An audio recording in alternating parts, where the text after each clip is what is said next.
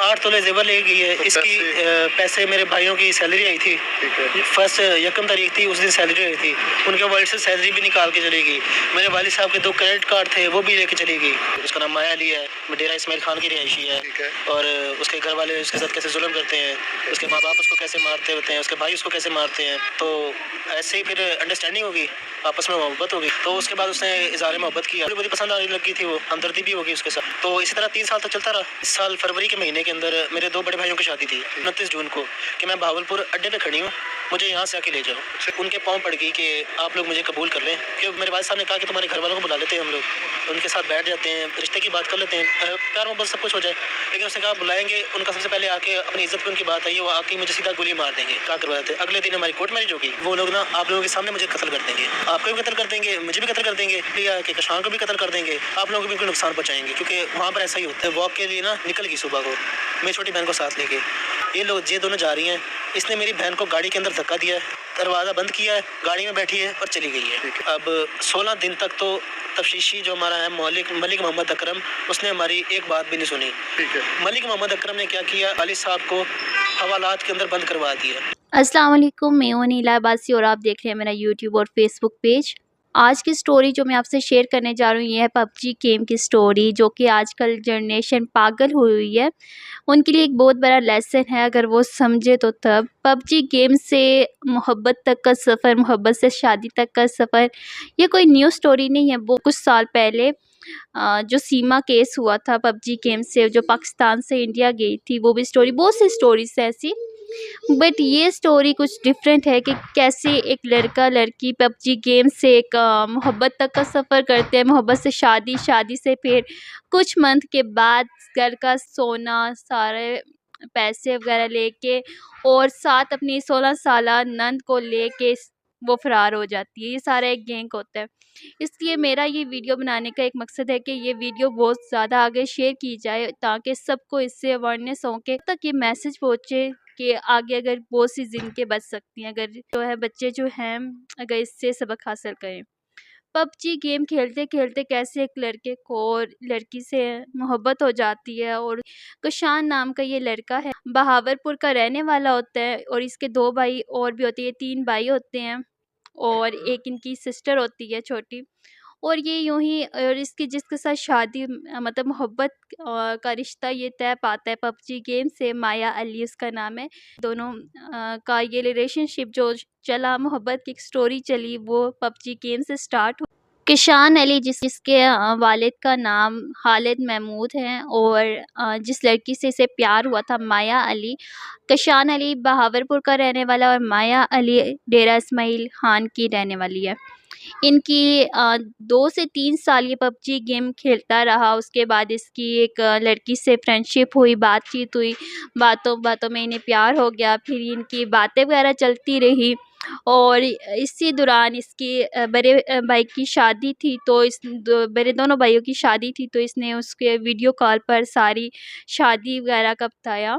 और उसी में ये हुआ कि इसके माइंड में ये चीज़ आ गई कि मतलब सब कुछ शादी वगैरह सब कुछ देखी तो इसे लगा कि ये अच्छी फैमिली है, मतलब एक अमीर फैमिली है, सारा ज़ेवर वगैरह इनके पास बहुत कुछ है। तो उसने एक नई गेम चलाई। कुछ मंथ के बाद उसने कशान अली से ये बात की कि तुम मेरा रिश्ता लेके आओ, मैंने शादी करनी है, अगर मुझसे शादी ना की तो मेरे घर वाले मुझे बेच देंगे 10 लाख का। कशान अली के लिए अजीब बात थी कि वो घर में कैसे बात करे, कि परेशान था, लेकिन उसने किसी से ये बात नहीं शेयर की, तो अपनी वालदा से ये बात शेयर की। तो ऐसे उसकी वालदा ने भी कहा कि ऐसे हम किसी की बेटी को कैसे लेके आ सकते हैं, क्योंकि हम नहीं जानते वो लोग कैसे हैं कैसे नहीं, हम कैसे वहाँ पर रिश्ता लेके जाएंगे, ये सब कुछ। और फिर उसका मैसेज आया माया अली का कि अगर तुम मुझे लेने ना आए तो मैं खुद बहावलपुर आ जाऊँगी। और कुछ दिन बाद मैसेज आया उसकी माया अली का, मैं बहावलपुर पहुंच आई हूँ, मैसेज आया और बस स्टॉप पर मुझे लेने आ जाएं। तो फिर उसे लेके आया, घर लेके आए, तो घर में आके फिर उसे बहुत समझाया गया। इसके कुशान अली के वालदेन ने, फैमिली सब ने इसे समझाया कि तुम्हें हम वापस तुम्हारे घर छोड़ के आते हैं, लेकिन माया ने बोला कि नहीं, मैं नहीं जाऊँगी वापस, क्योंकि मैं अगर वापस गई या तो मुझे गोली मार देंगे, तो उसी टाइम मुझे मार देंगे, साथ में आपको भी।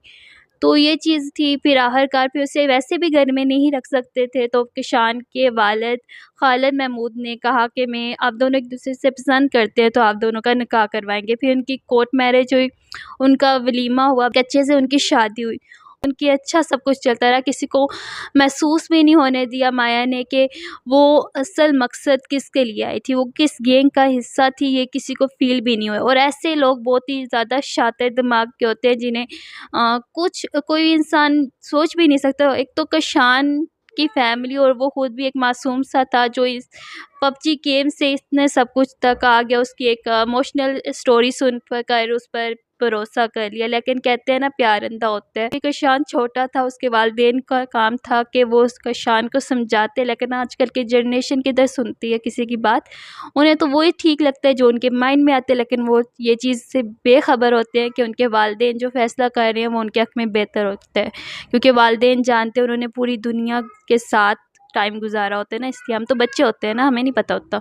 शादी के 1 मंथ के बाद माया की वालिदा उसके वालिद के ऑफ़िस आती है। और यहाँ पे बात ये समझने वाली है कि उसके वालिद के ऑफ़िस का एड्रेस किसने दिया, सब कुछ। तो क्योंकि माया का कॉन्टैक्ट था अपनी फैमिली से, तभी वहाँ तक उसकी वालिदा पहुँची है ना। उन्हें पता चला कि मेरी बेटी कहाँ पर है, कहाँ पर नहीं है। तो ख़ैर वहाँ पर जाकर उसने उनसे कहा कि आप लोग मेरी बेटी को वापस मेरे साथ भेजें या तो मुझे 10 लाख रुपए दें। अब वो बेटी तो वापस नहीं दे सकते थे क्योंकि उनके बेटे की बहू बन गई थी, उनकी इज़्ज़त थी, इसलिए उन्होंने नहीं दिया। और 10 लाख रुपया भी वो कैसे देते? तो उनके वालिद ने उनसे रिक्वेस्ट की कि आप पैसों को कम करें, हम इतने पैसे नहीं दे सकते। तो किशान के वालिद ने उसे अरेंज करके दिए। 5 लाख रुपए लेके माया की वालिदा वहाँ से चली गई। और यूँ माया ने पूरे घर का ऐसे सब कुछ के दिलों में जगह बना ली। और सुबह-सुबह उठे, अपने ससुर की सबकी खिदमत करना, सास को चाय बना के देना, सब कुछ करना। किसी को फ़ील भी नहीं हुआ ये लड़की आखिर किस मकसद के लिए इनके घर में आई हुई है। कुछ टाइम गुज़रने के बाद उसकी एक 16 साला एक नंद थी जिसके साथ वो अक्सर वॉक पर जाती होती थी। तो इसी तरह एक दिन वो वॉक के लिए सुबह-सुबह गई और वहाँ पे जाके उसे एक गाड़ी में धक्का देके, वहाँ पे कैमरे पे रिकॉर्ड हुआ है ये चीज़ कि आगे चौक में जाके एक गाड़ी आई, गाड़ी में उसने माया ने अपनी नंद को धक्का दिया और ख़ुद भी बैठी और उस गाड़ी में बैठ के चली गई और आगे उस गाड़ी का कुछ अता-पता नहीं हुआ। आखिरकार किशान के वालिद ने भी रिपोर्ट वगैरह की, सब कुछ किया, लेकिन कहते हैं कि इतनी जल्दी इन चीज़ों पर एक्शन हमारी पुलिस नहीं लेती जब तक कोई पावर और पैसा ना हो तब तक। आखिरकार अभी तो एक्शन लिया गया, कोर्ट में भी केस चला गया। अभी तो ये कोर्ट में उनकी तरफ से ये हुआ है कि किशान की जो बहन है 16 साल की, उसने खुद अपनी मर्ज़ी से वहाँ पर गई है और ख़ुद अपनी मर्ज़ी से उसने शादी भी कर ली है। लेकिन अभी तक 2.5 महीने ही गुज़र गए हैं, लेकिन उसके वालिदैन अभी तक उन्होंने अपनी बेटी को नहीं देखा। वो किस साल में है, ज़िंदा है, नहीं ज़िंदा, किस साल में, कुछ भी नहीं पता। तो अभी भी ये कह रहे हैं कि माया की फैमिली ये कह रही है कि वो अपनी मर्ज़ी से की है, लेकिन जो कैमरे में रिकॉर्ड हुआ है वो ये हुआ है कि माया ने उसे धक्का दे के गाड़ी में डाला है और ख़ुद भी बैठ के उस गाड़ी में चली गई है।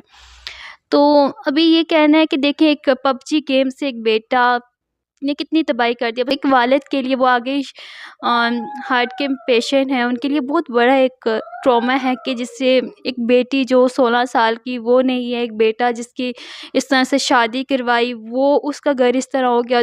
ये एक बहुत बड़ा टफ़ टाइम है। मैं चाहती हूँ कि इसके ख़िलाफ़ एक्शन लिया जाए। हमारी जो जनरेशन है जो कि पबजी की गेम के पीछे दीवानी हुई है, और दीवानी होते-होते वहाँ पे जाके अपनी लव स्टोरीज़ बनाने लग जाती है। इस तरह के एक बहुत बड़ा गैंग एक डिजिटल मीडिया पर है जो कि आप नहीं समझ सकते इस डिजिटल को।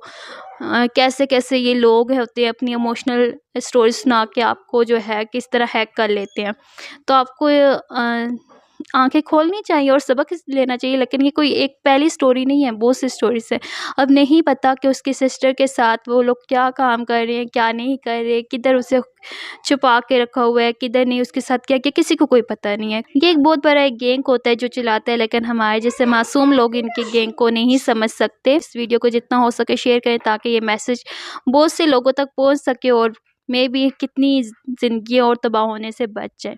और जितना हो सके तो अपने बच्चों को, और अगर कोई बच्चे मुझसे सुन रहे हैं तो पबजी गेम्स को अवॉइड करें, छोड़ दें इससे। तो मिलते हैं एक नेक्स्ट वीडियो में, तब तक के लिए अपना बहुत सा ख्याल रखिएगा, दुआओं में याद रखिएगा। खुदा हाफिज़।